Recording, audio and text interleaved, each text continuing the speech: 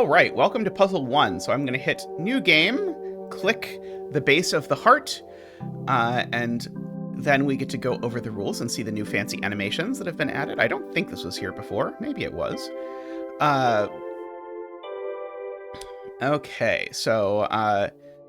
Okay, so we've got the rules here. So hold the right or middle mouse button to rotate the board. So I can do something like that just so that I can do this. Shift plus click to select multiple. To beat the level, fill in every node while satisfying every clue. Okay, and we've got a couple clue types here. So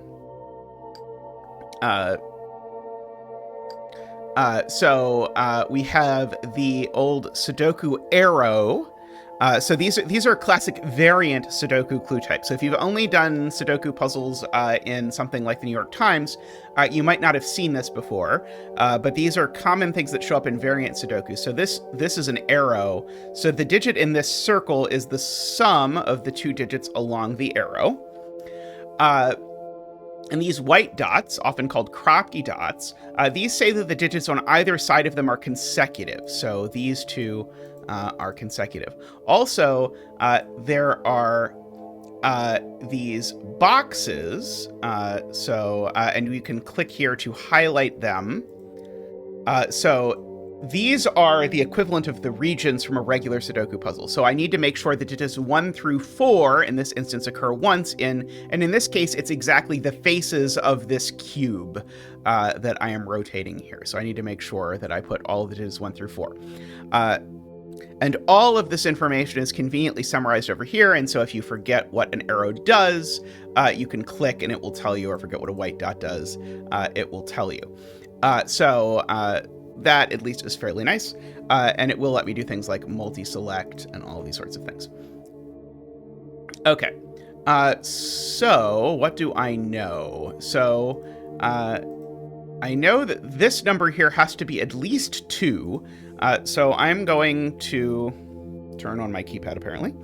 I am going to center mark this. So this is sort of standard Sudoku notation is that I'm going to mark this as being from 2, 3, 4. And so the center marks, whenever I do that, like this, that's saying I know that this digit is, and in this case, I'm saying I know that this digit is a 1, a 2, or a 3. And that's because if I put a 4 on here, I need to put a number bigger than 4 in this cell, and there aren't any numbers bigger than 4 in this puzzle. If you're looking at the screen and you're thinking, oh, hey, that's a 9, can't you put a 9? No, that's just the shorthand for put in a big digit. So we're going to leave that back like that. There we go. Okay. So now we've got that. These two are consecutive. Okay.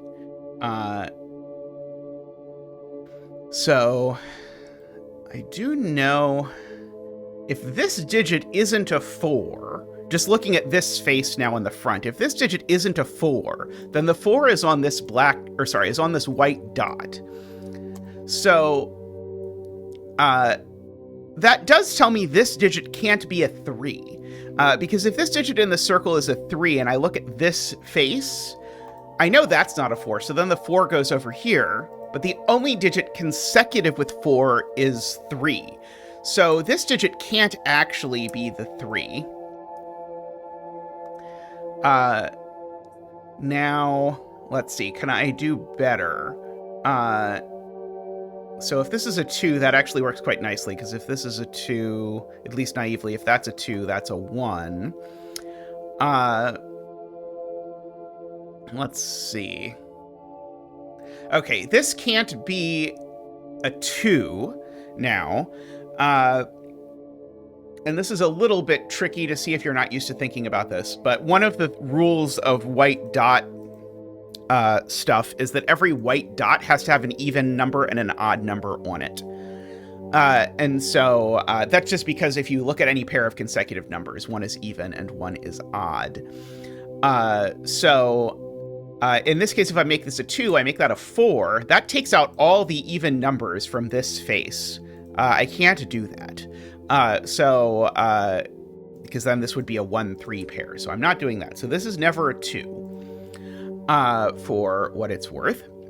And now that also tells me this digit's never a 2. And I know that because I know the way the parity works. The sum of these two numbers along this arrow I know is even. So that means these two have to both be even or both be odd. But this one's definitely odd. And so therefore this one needs to be odd as well. So this is a 1-3 and a 1-3. Okay, so now I can look up here at the top face of the cube and I can play the same parity game. That number is odd. One of the two numbers up here is odd. That's both odds. There's only two odds in this puzzle, 1 and 3. So therefore that number's even. And therefore that number's odd. So I get to play that game, continuing down there. Sorry, I did that across that dot. So therefore this number's even. Looking now at this face. And now looking at the top face, this number here is now 1-3. And this number down here now looking at the back face is 2-4. Okay. So now I have to do something intelligent to sort out all of these things. So the intelligent thing I will do is to note that whatever this digit is, and usually we do this with colors when we're trying to communicate this, so we'll see how this goes. I'm going to color this green and color this. It's going to be a little tricky to see the colors. I don't... okay, so if I remove their colors, this will be easier. Okay, I see how to make this work now. So I'm coloring this 1-3 green. And now I'm going to say this 1-3, I don't know what it is, but I know it's not that 1-3, so I'm going to make it pink. And the reason I know it's not the same is because these two appear together on the face. So if this is 1, that's 3. If this is 3, that's 1.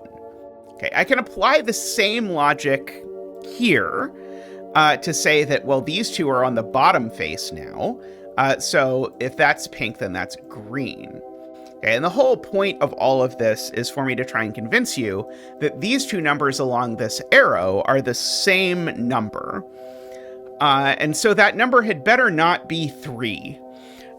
Because if that number is 3, then this arrow would be 3 plus 3 is 6, and I don't have that. Why is my laptop running out of battery? That is not good.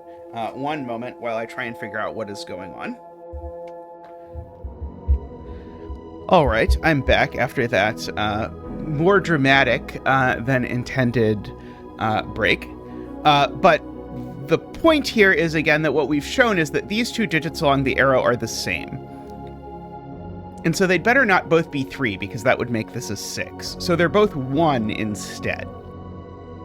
Now, generally, when you're doing a Sudoku puzzle, if there's an arrow, you should probably assume it's unlikely to be a 1-1-2 arrow, but this one is a 1-1-2 arrow, so that is what it is. So that being a 1 makes that a 3, and now this is a 4, and now we can sort of bounce this around the faces, so that is a 3, and that is a 4, and we have successfully solved the first puzzle. All right, so I'll be back in the next video with puzzle number 2.